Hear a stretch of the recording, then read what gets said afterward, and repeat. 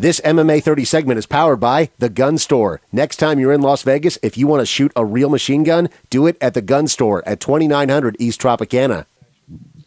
Dave Fair from MMA 30 staying alongside Anthony Pettis. Big fight on Saturday night. Risky fight on Saturday night. I'm sure that's gone through your head 1,000 times. Let's first talk about your opponent, Clay Guida. What are you expecting him to bring to you? A fight, man. Clay's known to come in there and just not give up and come for a hard fight. So I'm expecting a tough fight and hopefully a good challenge.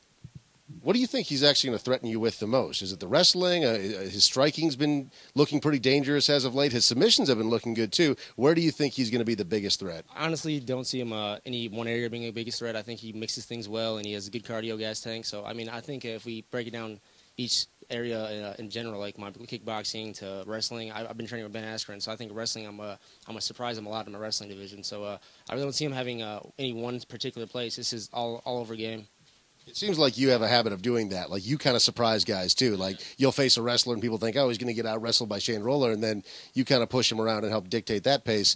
Where are you going to be most dangerous to Clay? At my range. If I can find my range and get my punching range and my kicking range, it's going to be a quick night.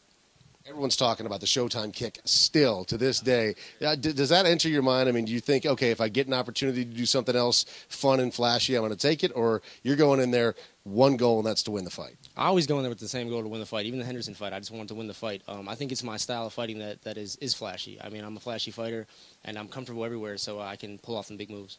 Do you think that kick is what helped you win that fight against Ben Henderson? Do you think it was pretty close leading up to that? Yeah, I think I had the fifth round. I think I kind of dictated the fifth round and where it went, but the kick definitely put the icing on the top. I mean, it was just that was the stamp in the fight. Everyone says, Anthony Pettis, why is he taking this fight with Clay Guida? He could just be with his feet up in Cabo or something, hanging out, waiting for that opportunity for the UFC title. But if you could explain it in your own words, why did you decide to take this fight? Coming off the momentum of the WEC and my age being 24 years old, I just want to get back in there. I have an itch to fight, man. I can't be sitting around not doing nothing. I feel like I'm not doing anything if I don't fight. So I'll take this fight, and if that fight doesn't happen for a while, I'll take another fight.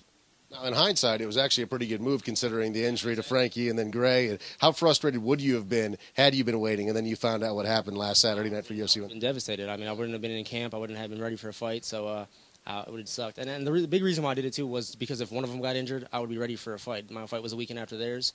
I would be in camp and getting ready for a fight. So if one got hurt, I could have that chance to jump in. That didn't happen. They both got injured, so I'm still fighting Clay Guida.